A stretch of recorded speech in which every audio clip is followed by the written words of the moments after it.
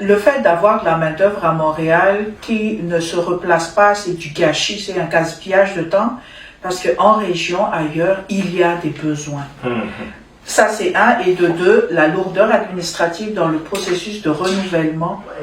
C'est que les politiques en vigueur, pris par le gouvernement, ont pour conséquence de générer le stress à tous ces nouveaux arrivants qui viennent s'établir ici. Si la politique ne va pas en leur faveur, c'est clair, ça va générer du stress. Il n'y a rien à dire. Parce que les gens continuent à se demander, mais pourquoi est-ce qu'on nous envahit ici? On a entendu aussi des propos comme ça.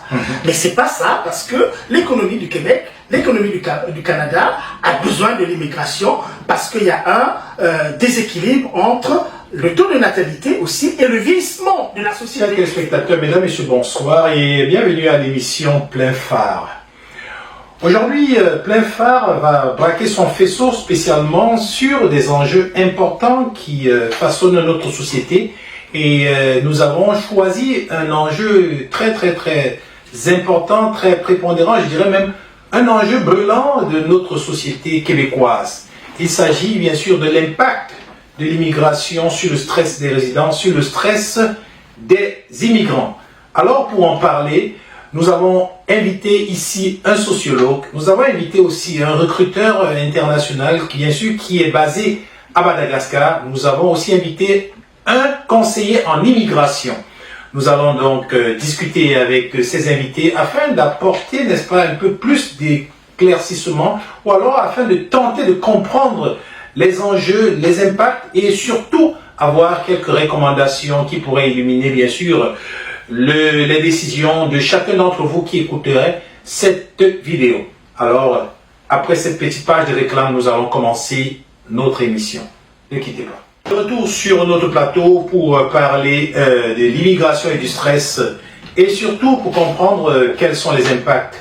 Nous allons donc avancer avec notre premier invité. Nous allons les présenter. Tout d'abord, nous avons à notre gauche, messieurs à l'extrême gauche, monsieur Chouapi Stéphane, très connu bien sûr dans les milieux communautaires, très connu aussi ici à Québec et au Canada.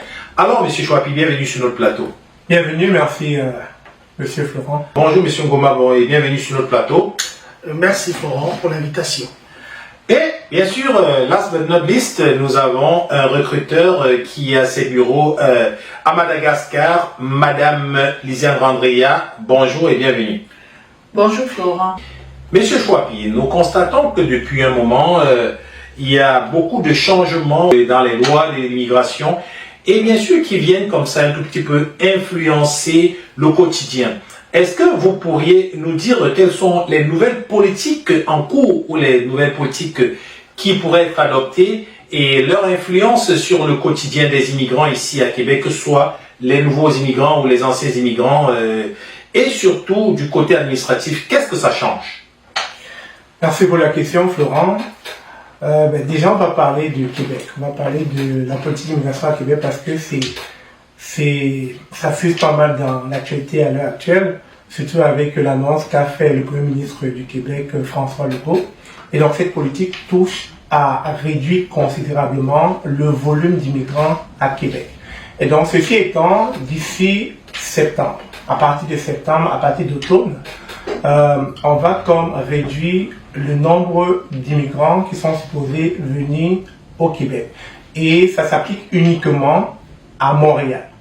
Je tiens à le dire parce que on peut voir qu'il y a beaucoup d'amalgame, il y a beaucoup de confusion, les gens pensent que c'est dans tout Québec, mais la mesure s'applique uniquement dans la ville de Montréal. Et donc cette mesure va dans le sens de réduire considérablement des personnes travailleurs, ou bien des personnes qui en tant qu'étrangers, immigrants temporaires et qui souhaiteraient venir travailler ou bien étudier à Montréal.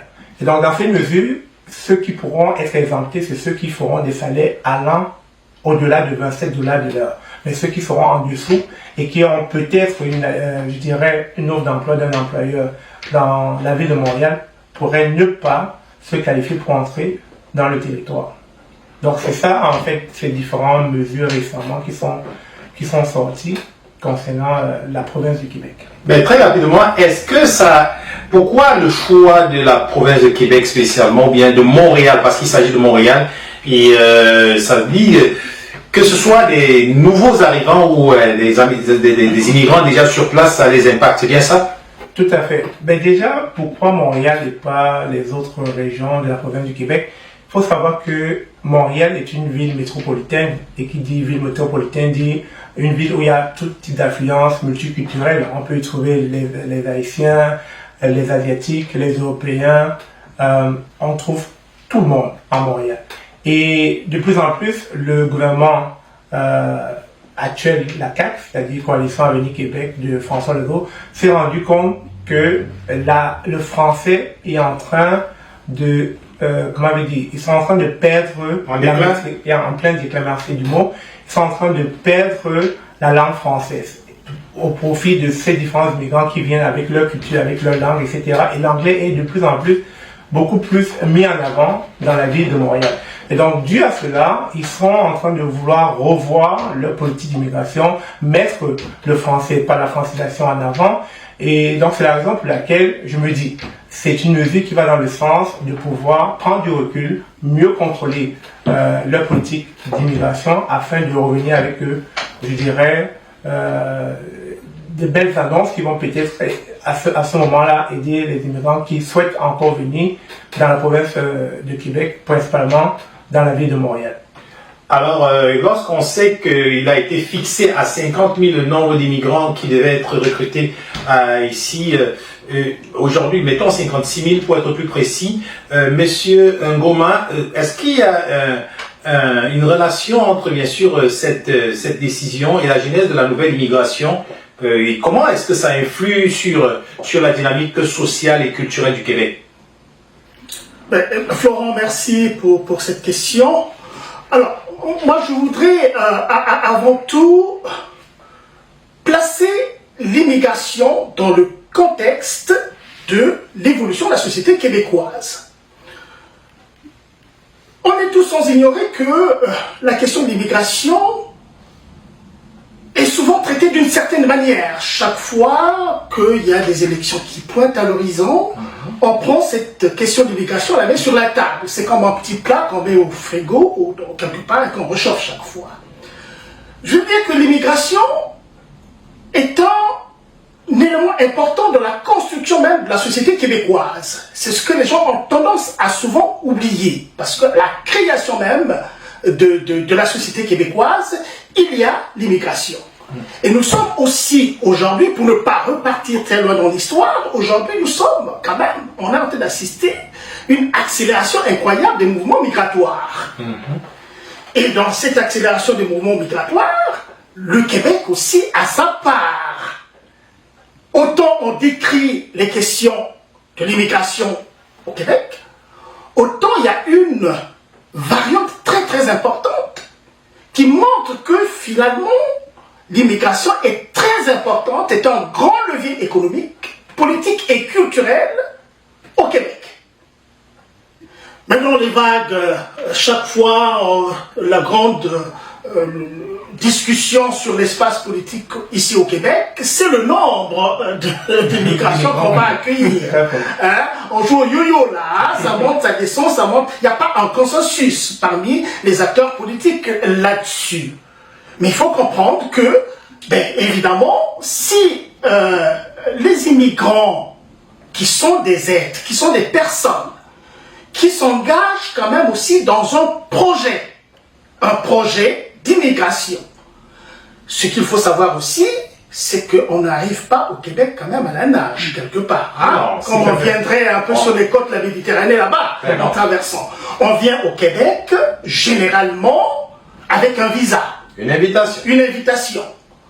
Et on sait très bien aussi que le ministère de l'immigration et de la citoyenneté sait très bien que, en ce moment, il y a des organismes qui relèvent, n'est-ce pas, de la politique québécoise, qui sont à l'étranger, en train de rechercher des personnes pour venir travailler ici au Québec. Ça, c'est quand même des choses qui sont très très importantes à comprendre, pour essayer de bien faire comprendre que finalement, l'approche que nous avons de l'immigration, il y a l'approche politique, et puis il y a aussi l'approche citoyenne.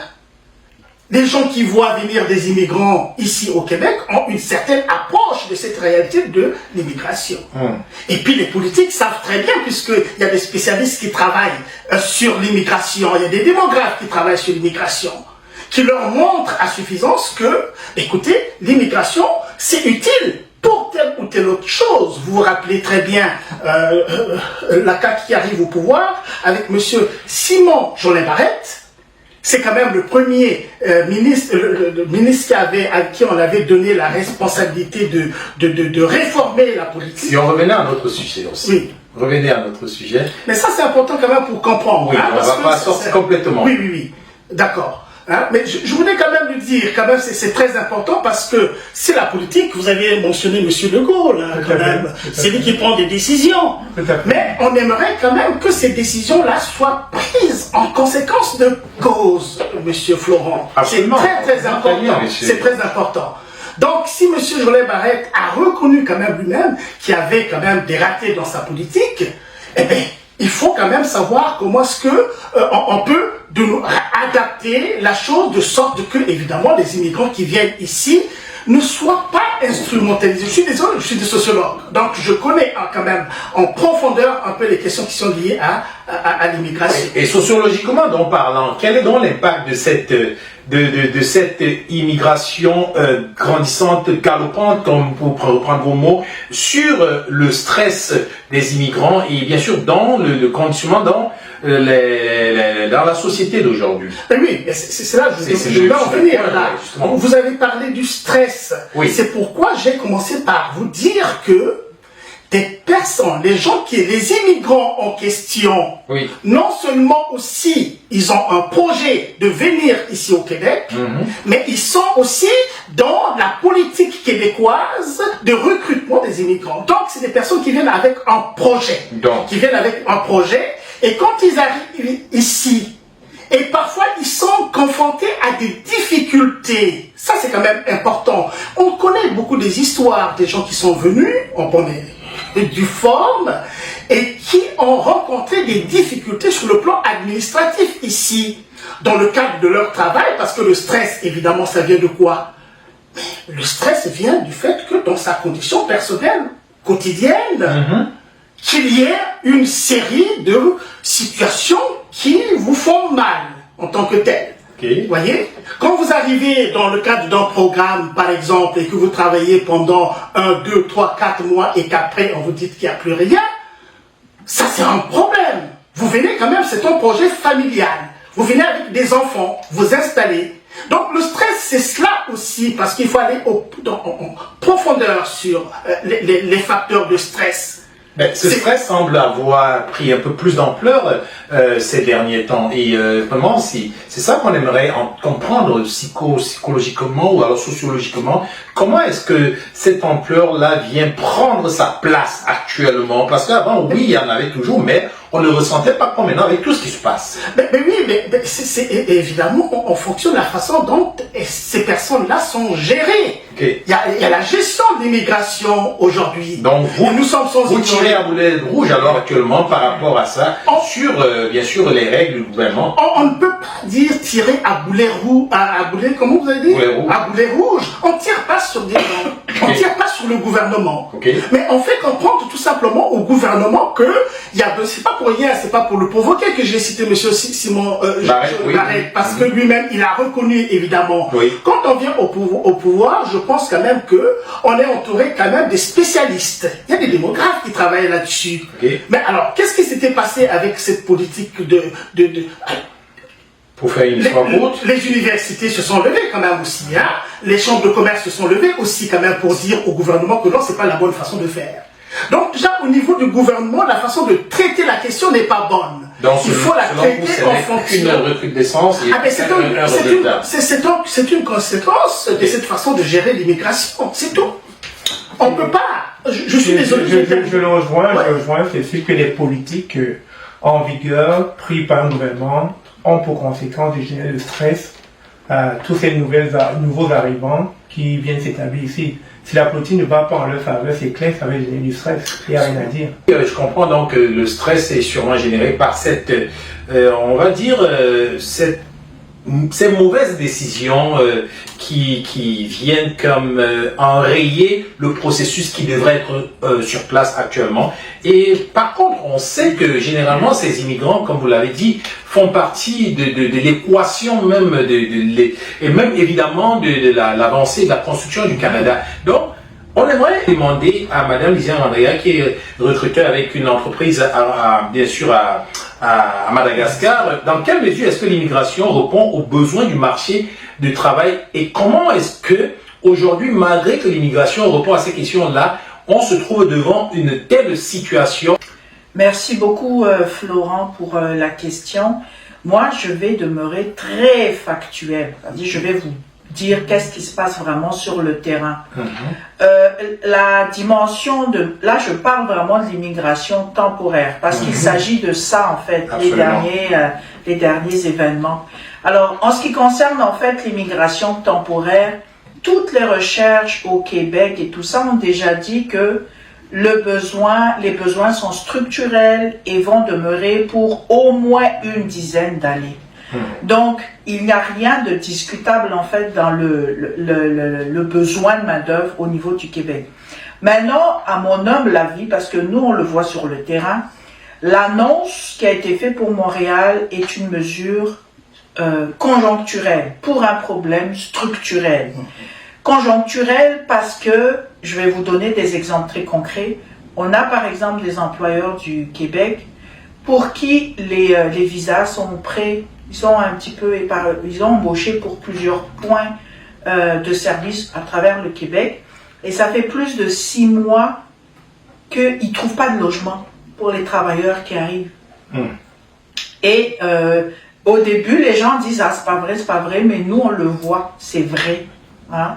Donc, il y a effectivement le français, mais il y a effectivement aussi le défi du logement.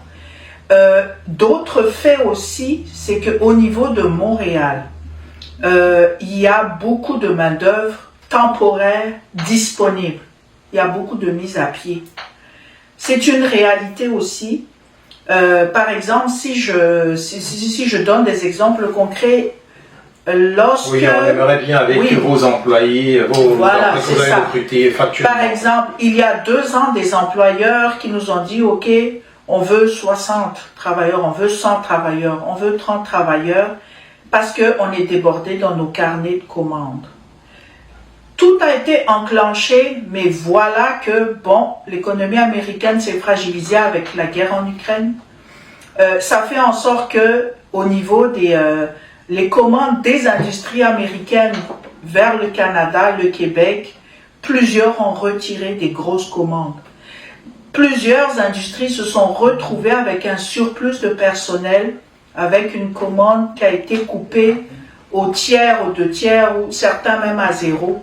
Alors, ça fait en sorte que les employeurs ont dû mettre à pied temporairement ou libérer définitivement plusieurs immigrants temporaires. Et ces gens-là, ben voilà, et ces gens-là maintenant se retrouvent vraiment en situation de vulnérabilité sur le marché parce que la loi du Canada ne leur permet pas d'avoir automatiquement un permis ouvert pour leur permettre de se replacer. Donc moi, en fait, si j'ai à donner des pistes de réflexion, je ne comprends pas comment on est en situation globale de crise de main-d'œuvre. Pourquoi ces main-d'œuvre qui sont libérées par plusieurs industries qui sont prises avec justement les défis américains, pourquoi ça prend autant de temps et aussi complexe de replacer pendant que d'autres en ont besoin? Donc en fait, il y a comme un équilibre à aller chercher, mais en général, le Québec a besoin de travailleurs. Et aujourd'hui, il y en a encore... Cette année, on a constaté vraiment une chute justement conjoncturelle, mais je suis convaincue que l'année prochaine, ça va commencer à reprendre et en espérant que la situation au niveau de Montréal puisse se résorber. Concrètement, j'avais même appelé un de mes partenaires sur Montréal, j'avais juste 2 jours, et puis il dit « Lisiane, on a ici 250 candidats, on ne trouve pas de travail pour eux. » Et donc moi je suis surprise un peu de ça, il y a beaucoup, et nous On fait partie d'une association qui dessert aussi tous les travailleurs malgaches. Et puis on a aussi... Conséquence à long terme, alors c'est quoi en un mot?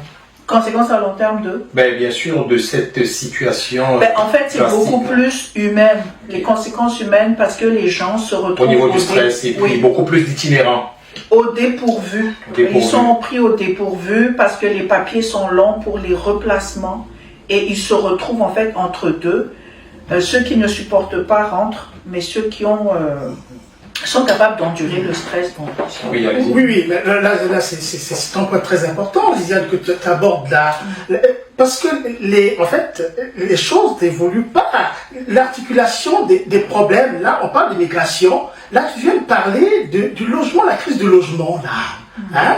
Mais est-ce qu'on peut pas, quelle réflexion on peut faire un peu à articuler ces deux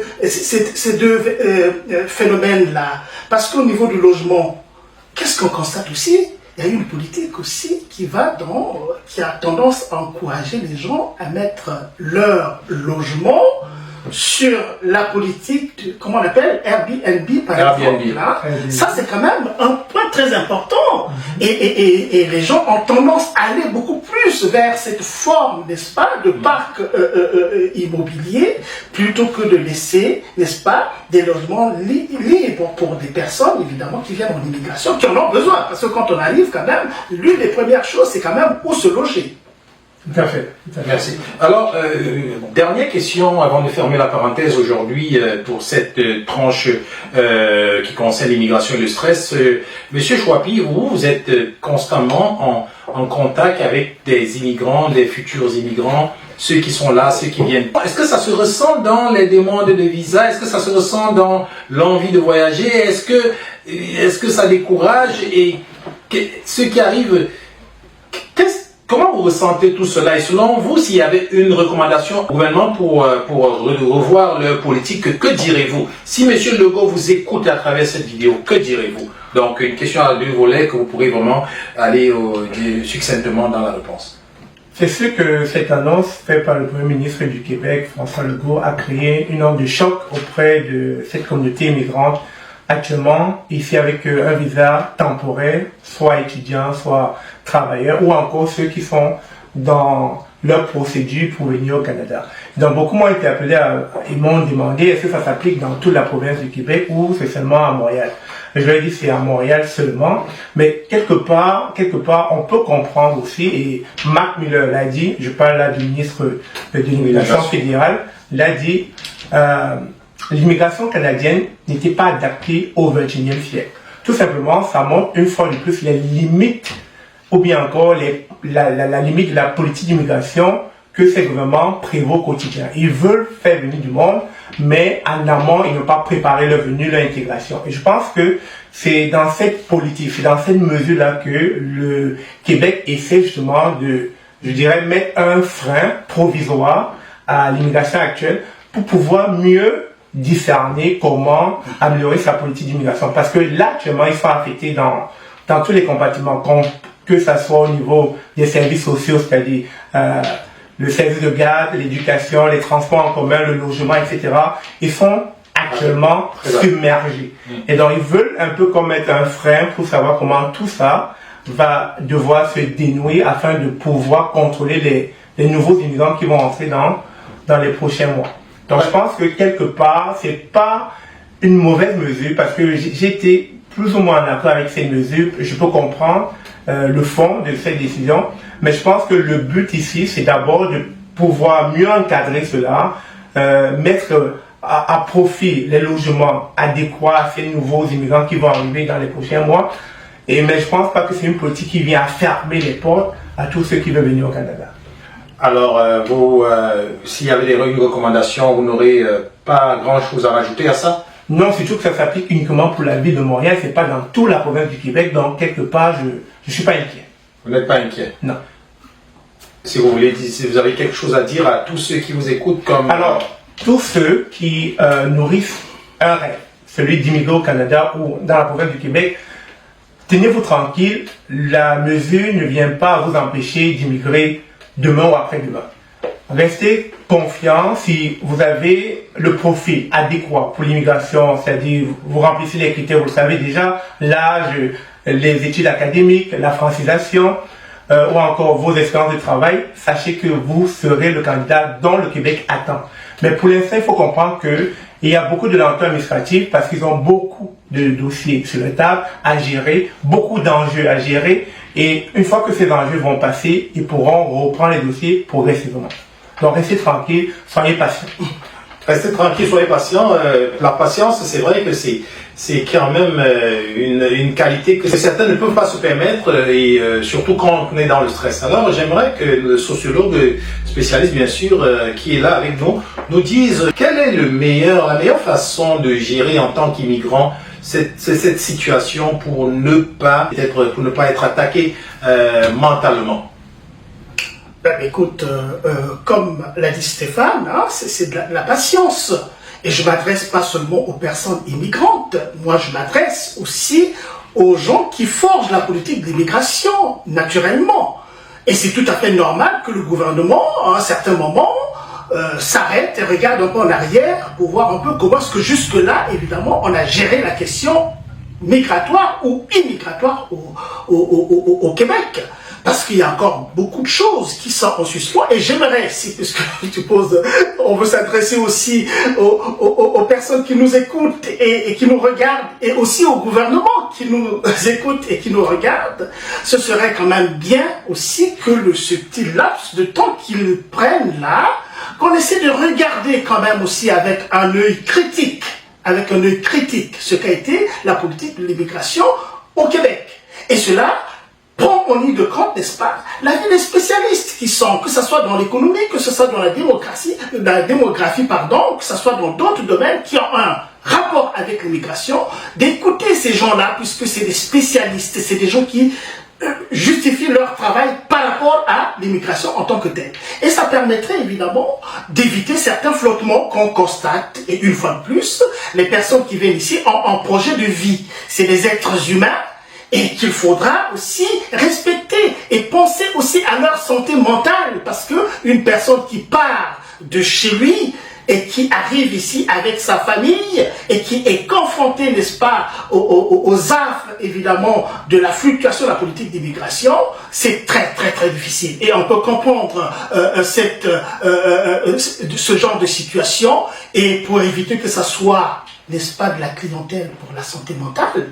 Ici, on sait aussi très bien combien est-ce que des gens sont une clientèle de la santé mentale, alors que c'est des personnes qui ont potentiel, qui participeraient, n'est-ce pas, à l'économie du Québec en tant que telle, parce que les économistes ont démontré très bien que l'immigration, ce n'est peut-être pas toute la solution, mais c'est aussi une partie de la solution. Je tiens à rappeler que c'est 50% du PIB du Canada. Voilà, exactement, c'est très très important, parce que là, c'est très bien Stéphane de dire ça, parce que les personnes, hein, y a des points de vue là, le point de vue de tout le monde. Parfait. Hein, le point de vue de tout le monde et le point de vue des spécialistes qui connaissent bien la situation. Parce que les gens continuent à se demander, mais pourquoi est-ce qu'on nous envahit ici? On a entendu aussi des propos comme ça.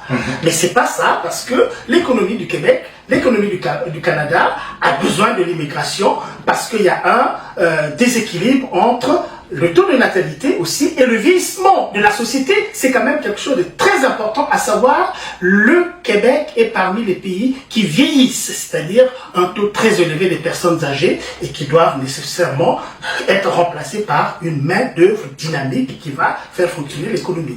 On sonnait l'économie, une économie qui a besoin d'énergie, et l'énergie qui vient bien sûr de l'immigration qui est comme un point d'essence, comme du carburant pour ce Canada qui grandit, bien sûr, qui grandit et qui s'améliore aussi par l'immigration. Alors, pour clore le point du recrutement, Madame Randria, est-ce que vous croyez qu'il faut s'inquiéter et par rapport vous avez parlé tout à l'heure de 250 employés qui ne trouvaient pas de boulot à Montréal. Comment vous croyez que le gouvernement devrait gérer ça? Et vous, en tant que recruteur, ou alors tous vos homologues de recruteurs qui écoutent actuellement, il faudrait se faire une idée. et savoir comment avancer. Vous, comment vous avancez et comment vous recommandez aux autres d'avancer? C'est simple, Florent. En fait, il faut tout ça. En fait, le fait d'avoir de la main-d'œuvre à Montréal qui ne se replace pas, c'est du gâchis, c'est un gaspillage de temps, parce qu'en région, ailleurs, il y a des besoins. Ça, c'est un. Et de deux, la lourdeur administrative dans le processus de renouvellement. Mettons, quand tu veux changer d'employeur, c'est tout un autre défi. Je pense que ça, là, il faut qu'ils trouvent une solution pour que ça aille plus vite. Parce que justement, ce qui décourage les employeurs, mettons, il y en a un qui a mis l'autre à pied, il y a un autre qui en a besoin, mais quand il pense que ça va durer X mois, il dit, bon, regarde, on va laisser faire. Bref, c'est ce qui est en train d'arriver, donc les employeurs sont découragés parce que même le remplacement d'employeur est long. Alors, il y a comme des atténuations de mesures administratives qu'il faudrait faire. Et puis, ça va profiter parce que le personnel latent sera productif. Il sera productif dans d'autres industries. Si toi, tu n'en as pas besoin parce que tu n'as pas assez de commandes, ben passe-le à d'autres. Et moi, je pense qu'il faut trouver un mécanisme qui facilite plus cela.